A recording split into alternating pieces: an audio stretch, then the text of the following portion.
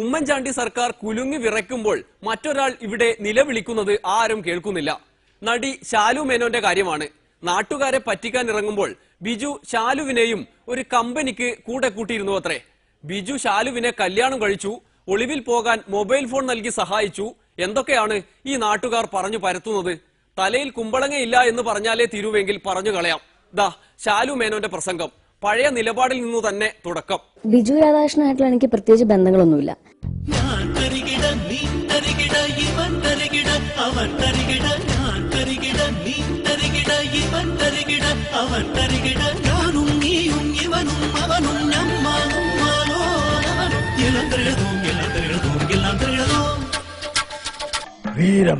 ഇയാളുടെ വീട്ടിൽ ചെന്ന് 5 ലക്ഷം രൂപ ഞങ്ങൾ തട്ടിയെടുക്കുന്നു.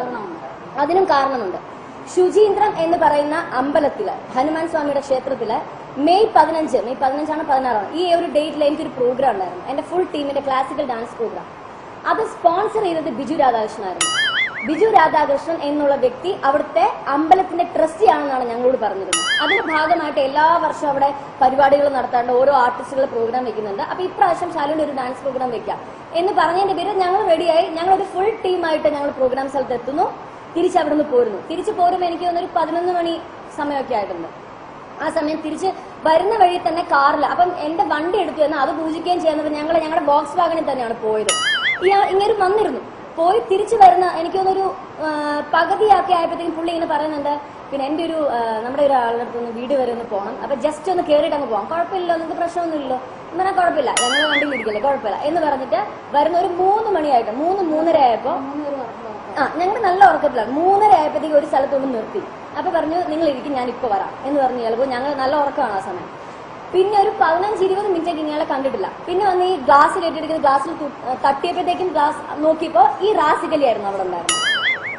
ഈ റാസിക്കലി അവിടെ വന്നു. അപ്പൊ ഇയാൾ എന്നോട് ചോദിച്ചു, കയറുന്നില്ല മാഡം, കയറുന്നില്ല. ഞാൻ പറഞ്ഞു, ഇല്ല, എന്നാ നല്ല ടയർഡാ, രാവിലെ എനിക്ക് ക്ലാസ് ഉള്ള, അവിടെ പോകണം.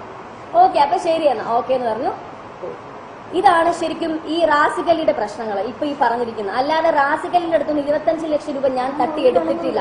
അതിനൊരു ഇവര് തെളിവുകൾ കൊണ്ടുവരട്ടെ എന്നാ. ഞാൻ എന്തെങ്കിലും ഒപ്പിട്ട് കൊടുത്തിട്ടുണ്ടോ, അല്ലെങ്കിൽ അതിന്റെ ഭാഗമായിട്ടുള്ള എന്തെങ്കിലും രേഖകളുണ്ടെങ്കിൽ ഇവര് കൊണ്ടുവരൂ. സ്കൂളിന്റെ പല കാര്യങ്ങളിലും പല പ്രോഗ്രാംസിൽ പങ്കെടുക്കുകയും അതുപോലെ തന്നെ ഞങ്ങളെ ശരിക്കും പറയണമെങ്കിൽ ഞങ്ങളുടെ ഒരു ഫാമിലി ഫ്രണ്ട് ആയിട്ട് പുള്ളി മാറി. അത്രയ്ക്ക് ഞങ്ങൾ അവിശ്വസിക്കുന്നില്ല പുള്ളിയെ. കാരണം പുള്ളി ഇങ്ങനെ കാരണം അതുപോലത്തെ വാക്ചാതുര്യവും അങ്ങനത്തെ രീതിയിലാണ് ഞങ്ങളോട് ഇടപെട്ടതും. ഞങ്ങൾ തിരിച്ചും അതുപോലെ തന്നെയായിരുന്നു. എന്റെ രജിസ്റ്റർ വിവാഹം ബിജു രാധാകൃഷ്ണൻ എന്നുള്ള ഒരു വ്യക്തിയുമായിട്ട് എന്റെ രജിസ്റ്റർ വിവാഹം കഴിഞ്ഞു എന്നും പത്രങ്ങളിൽ വരുന്നു, ചാനൽസിൽ വരുന്നു. രജിസ്റ്റർ വിവാഹം കഴിഞ്ഞാൽ എന്ത് തെളിവാണുള്ളത്? ആ തെളിവുകൾ കൊണ്ടുവരും ആദ്യം. അല്ലാതെ ഒരു കുറ്റക്കാർ അല്ലെങ്കിൽ ഇത് നേരെ എതിരായിട്ട് പറയുന്ന ആൾക്കാർ പറയുന്നത് കേട്ടിട്ട് എന്തർത്ഥത്തിലാണ് ഇങ്ങനെ എഴുതി ചേർക്കുന്നത്? ഞാൻ വിവാഹം കഴിക്കാത്ത ഒരു പെൺകുട്ടിയാണ്.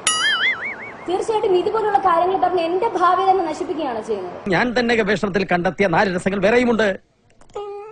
ഞാൻ കോയമ്പത്തൂർ സൈഡിലേക്കുണ്ട്. അപ്പൊ എന്നെയും കൂടെ ഒന്ന് ജസ്റ്റ് പിക്ക് ചെയ്യാൻ പറ്റും, എന്തായാലും എറണാകുളം വഴിയല്ല വരുന്നത് എന്ന് പറഞ്ഞു. അപ്പൊ അമ്മ പറഞ്ഞാൽ ശരി, അമ്മയുടെ സംസാരം കുഴപ്പമില്ല, എന്നാ വന്നോളൂ, കുഴപ്പമില്ല എന്ന് പറഞ്ഞ് ഇയാള് എറണാകുളത്ത് നിന്ന് ഞങ്ങളുടെ വണ്ടിയിൽ കയറുന്നു. നേരെ തൃശ്ശൂർ ചെന്നിട്ട് ഭക്ഷണം കഴിച്ചിട്ടുണ്ടായിരുന്നില്ല. അപ്പൊ ഒരു 11:30-12 മണി സമയമായിട്ടുണ്ടാവും. ഈ സമയത്ത് അവിടെ ചെല്ലുന്നു. പുള്ളി പറഞ്ഞു, നമുക്കെന്നാ ഭക്ഷണം കഴിക്കാം എന്ന് പറഞ്ഞിട്ട് അവിടെ ചെന്നു, ഭക്ഷണം കഴിച്ചു. പിന്നെ ഈ പുള്ളിയുടെ സംസാരം അതുപോലത്തെ സംസാരമാണ്. കാര്യങ്ങൾ പറഞ്ഞ് നമ്മളെ അങ്ങ് അപ്പം ഭക്ഷണം കഴിച്ച് കുറച്ചേരം സംസാരിച്ചിട്ട് ഞങ്ങൾ അവിടെ നിന്ന് ഇറങ്ങി. ഞാൻ എന്റെ വീട്ടിലോട്ട് പോകുന്നു. ഇയാള് പിന്നെ ഇയാളുടെ കാര്യങ്ങൾ അറിയത്തില്ല. ഈ സമയത്ത് ശരിക്കും പറഞ്ഞാൽ എന്റെ ഒരു ഫോണ് ഇയാൾ ആ സമയത്ത് പറഞ്ഞു, എനിക്കൊന്ന് കോൾ, എന്റെ മറ്റേ മൊബൈൽ ചാർജ് ഇല്ല എന്ന് പറഞ്ഞിട്ട് ഫോൺ വാങ്ങി. എന്റെ ഫോൺ വാങ്ങിയിട്ട് ഇയാൾ ഉപയോഗിച്ചു. ഈ തിരക്കല്ല, ഈ ഭക്ഷണം കഴിച്ച സത്യം പറഞ്ഞാൽ ഞങ്ങൾ അങ്ങ് വിട്ടുപോയി. ഞങ്ങൾ തിരിച്ച് വീട്ടിൽ ചെന്നു. രാവിലെ ഈ ഫോൺ അവിടെ ആണല്ലോ എന്ന് പറഞ്ഞു ഇയാളെ വിളിക്കുന്നു. വിളിക്കുമ്പോ തൊട്ട് പിന്നെ പുള്ളിക്കാരന് ഫോൺ സ്വിച്ച് ഓഫ് ആണ്. ഞാന് വളരെ വർഷങ്ങളായിട്ടുള്ള ഒരു പാരമ്പര്യമുള്ള ഒരു കുടുംബത്തിലെ അംഗമാണ് ഞാൻ.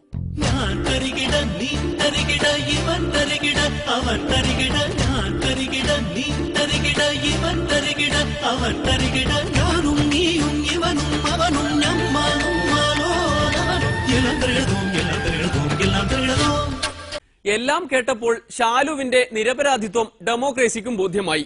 ശാലുവും ഉമ്മൻചാണ്ടിയെ പോലെ ബിജുവിന്റെ കുടുംബ പ്രശ്നത്തിൽ ഒന്നിടപെട്ടതാണ്. അത് ഈ മാധ്യമങ്ങൾ തെറ്റിദ്ധരിച്ചു. എന്തു ചെയ്യാം?